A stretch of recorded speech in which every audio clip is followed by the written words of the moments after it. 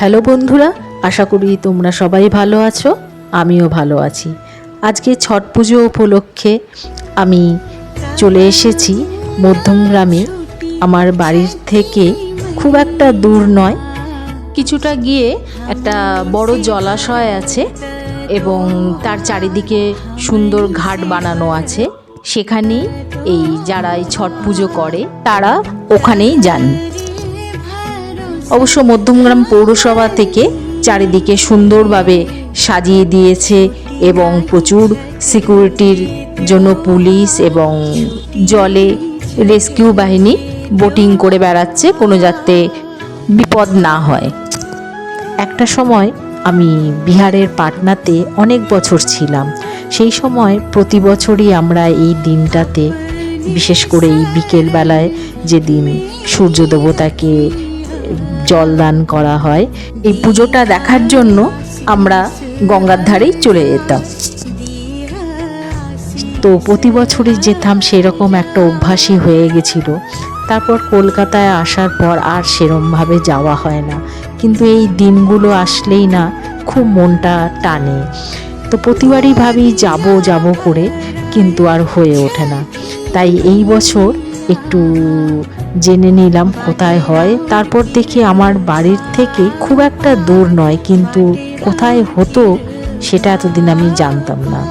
যাই হোক, এই বছর চলেই আসলাম দেখতে।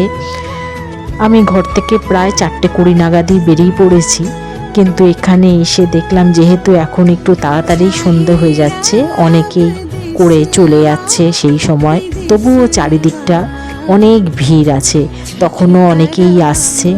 কি বিশাল জলাশয় দেখো বন্ধুরা, খুব সুন্দর জায়গাটা। চারিদিকে প্রচুর পুলিশ দিয়েছে, জলের মধ্যেও বোটে করে ঘুরে বেড়াচ্ছে সিকিউরিটির লোক, কোনো রকম যাতে বিপদ হলে সঙ্গে সঙ্গে তারা ব্যবস্থা নিতে পারে। জলটা একদম পরিষ্কার টলটল করছে, দেখো কি সুন্দর লাগছে।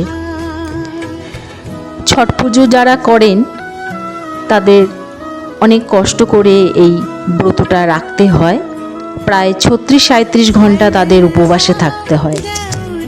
অনেককে দণ্ডি কাটতে দেখলাম। আজ তাই এখানে এসে খুব ভালো লাগছে, আমার পার্টনার সেই দিনগুলোর কথা মনে পড়ে যাচ্ছে। প্রতিটা পরিবারই তাদের আত্মীয় পরিজন সব একসাথে এসেছে।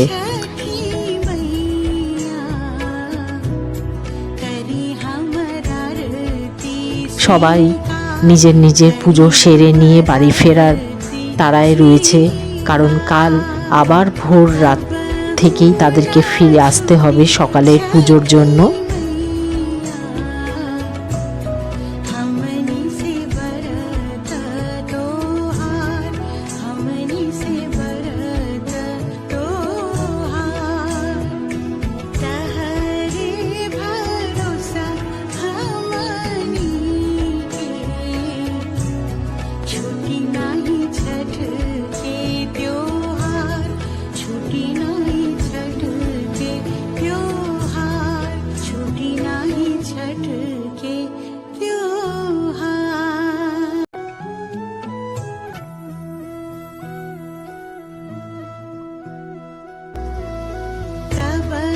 প্রায় অন্ধকার হয়ে এসছে, চারিদিকে পাওয়ারফুল লাইটগুলো সব জ্বালিয়ে দিয়েছে।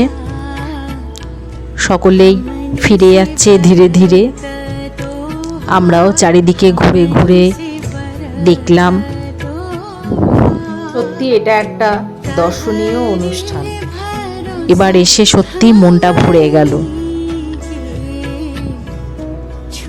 কি সুন্দরভাবে সব পুজোটা সেরে নিচ্ছে প্রত্যেকে। ছট উৎসব একটা পারিবারিক মিলনোৎসবও বটে, কারণ এই ছট উৎসবে যে বাড়িতে ছট হয় আর বাকি আত্মীয় পরিজন সব একত্রিত হয় এই ছটের সময়। এই কটা দিন তাদের খুব আনন্দে কেটে যায়। যারা বাইরে চাকরি করে তারা এই সময় ছুটি নিয়ে সবাই নিজেদের দেশে ফিরে আসে।